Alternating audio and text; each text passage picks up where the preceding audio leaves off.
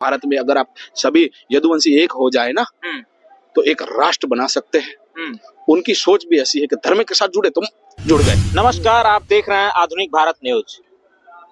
हम अभी प्रयागराज में हैं, वही संगम नगरी प्रयागराज जिसे आध्यात्म की भूमि का कहा जाता है, या यूं कहें जो भी तीर्थ स्थान है उनका राजा कहा जाता है, तीर्थों का राजा प्रयाग। यहाँ हम आए थे, एक गाड़ी पे हमने बैनर देखा। बैनर आप देख सकते हैं, श्री यदुवंश कुलगुरु महर्षि गर्गाचार्य पीठम। जब हम पता करने गए कि आखिर ये है क्या, तो महाराज जी हमें मिल गए। महाराज जी से ही बातचीत करेंगे और जानेंगे कि आखिर ये यदुवंशी कुलगुरु गर्गाचार्य पीठम है क्या। बातचीत करते हैं। स्वागत है सर आपका। धन्यवाद। महाराज जी, ये क्या है यदुवंश कुलगुरु महर्षि गर्गाचार्य पीठम? सभी को ओम नमो नारायण, हर हर महादेव। शिवे भक्ति शिवे भक्ति शिवे भक्तिर्भवेव, अन्यथा शरणम न अस्ति, त्वमेव शरणम।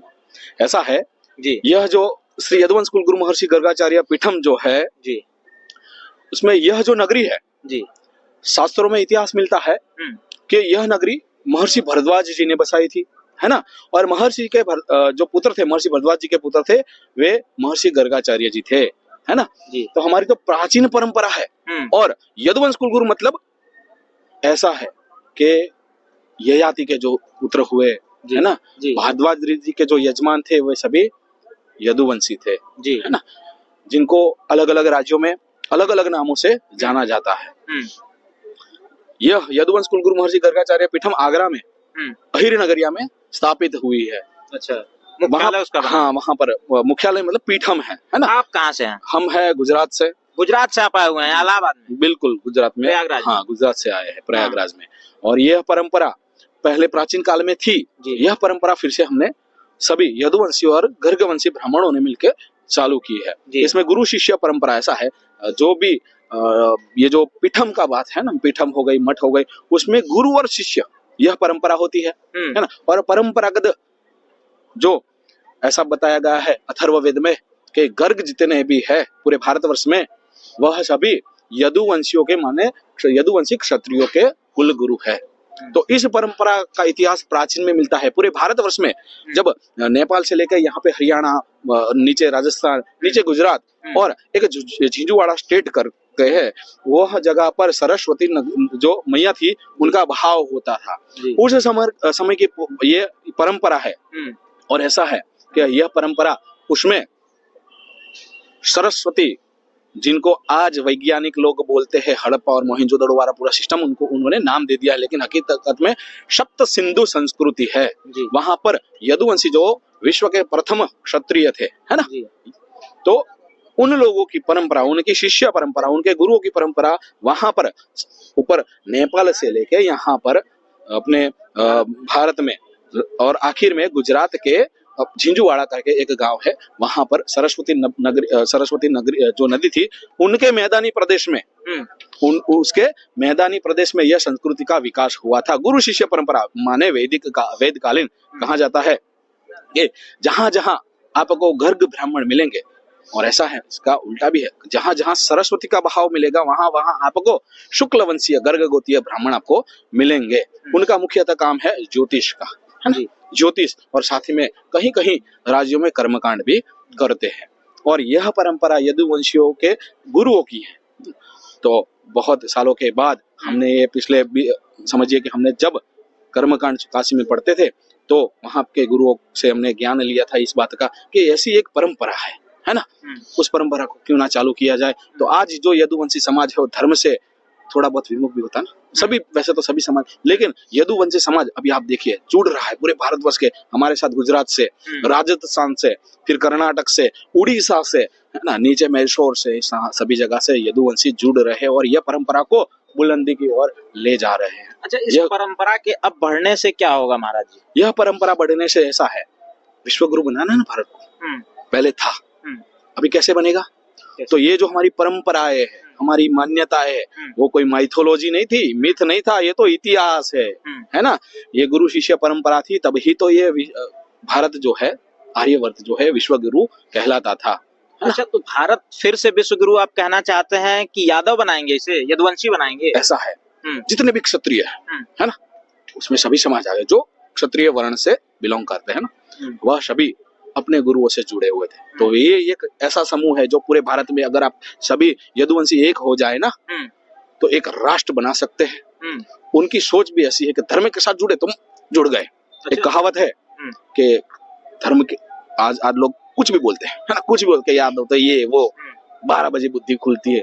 इसके पास पीछे का रीजन बताता हूँ आपको कि यदुवंशी जो है ना अपने कुल गुरुओं के साथ ऐसे धर्म से जुड़े हुए थे कि वहां पर ऐसा माहौल, जब मुगल हिंदुओं पर अत्याचार करते थे तब सरदार जो सिख संप्रदाय से है ना, वो और अहीर वो दोनों रात्रि में 12 बजे उन लोगों पर हाँ नादिशा करके था उनके ऊपर हमला करता था।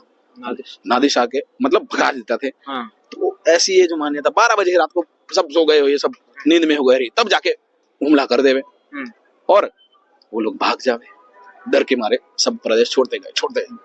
तो ये जो परंपरा थी, ये जो बात थी 12 बजे बुद्धि खुलने वाली, ये थी कि 12 बजे ही आएंगे और मार डालेंगे, भागो यहाँ से, है ना।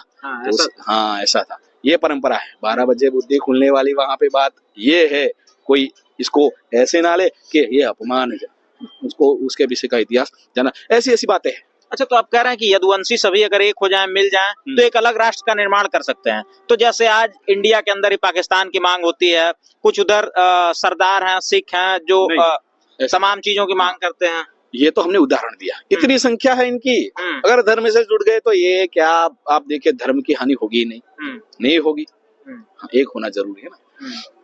कलयुग में ऐसा गाया है, संगे शक्ति है ना, संघ है वही शक्ति है, संगठन में रहना जरूरी है, सभी संगठन में जुड़े। आज इस माध्यम से हम यह भी संदेशा देते हैं। और इस परंपरा में आपको विशेष रूप से बताए तो जितने भी यदुवंशी गर्गवंशी ब्राह्मणों से जी अपनी कुल गुरु परंपरा के माध्यम से जी धर्म के साथ जुड़े रहेंगे जी।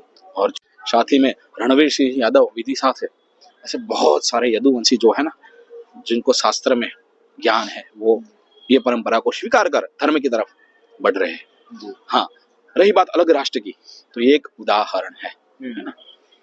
अगर एक हो गया ऐसे सभी समाज एक हो गए ना, तो हम यह परंपरा को, ऐसी परंपरा को मजबूत करेंगे। कुल गुरु और शिष्य परंपरा, गुरु और शिष्य परंपरा। उसके बाद ये होगा कि हमारा भारत जो है धर्म के राष्ट्र जुड़ने के बाद नालंदा थी, तक्षशिला, ऐसे जो विश्वविद्यालय थे ना वह भी स्थापित कर सकेंगे, है ना।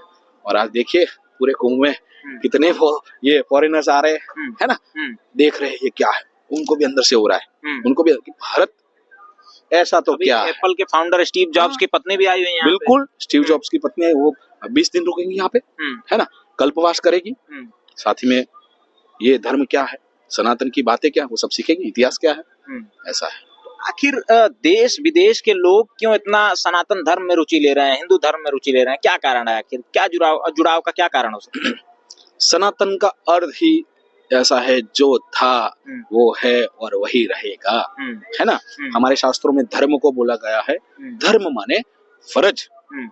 इससे आप सोचिए, धर्म माने फर्ज हो गया, इससे सब अपनी फर्ज अगर सही तरीके से, सही परंपराओं से, सही मान्यताओं से, माइथोलॉजी ना समझकर, यह सत्य इतिहास है ऐसा समझकर अगर चलेंगे तो विश्व गुरु तो जरूर भारत बनेगा ही बनेगा।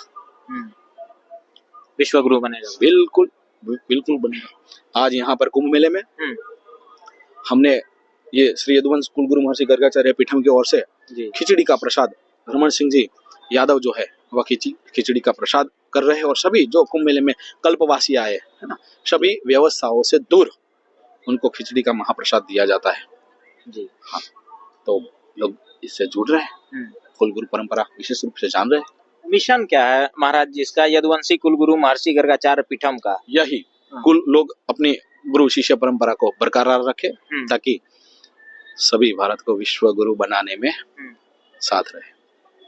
चलिए, बहुत बहुत धन्यवाद हमसे बातचीत करने के लिए। हमारे साथ महाराज जी थे भारद्वाजानंद गिरी जी, बातचीत हुई हमारी इनसे। आपने देखा यदुवंशी कुल गुरु महर्षि गर्गाचार्य पीठम के शायद संयोजक भी हैं, ये एक मुहिम चला रहे हैं, एक मिशन चला रहे हैं, जिसके माध्यम से ये देश के जो तमाम यदुवंशी हैं, एक परंपरा चला करती थी। जब महर्षि गर्ग ऋषि हुआ करते थे, उनके समय में जिनके शिष्य भगवान श्री कृष्ण हुआ करते थे, उनके समय में एक परंपरा चला करती थी, गुरु शिष्य की परंपरा, जहां शिष्य जो है गुरु के लिए अपना प्राण तक न्यौछावर करने के लिए तैयार होता था। उनके पुत्रों को शायद वो वापस भी लेके आए थे मरने के बाद शायद। तो वो जो परंपरा थी, तो उसके माध्यम से कहीं ना कहीं महाराज जी चाहते हैं कि देश में धर्म का जो ध्वजा है वो बुलंद हो। और इनका मानना है कहीं ना कहीं यदुवंशी जो कौम है वो एक मार्शल कौम है और उसको बिना साथ लिए संभव नहीं है। बाकी आप क्या सोचते हैं कमेंट्स के माध्यम से बताइएगा। जल्द मिलते हैं अगली वीडियो के माध्यम से, तब तक के लिए नमस्कार।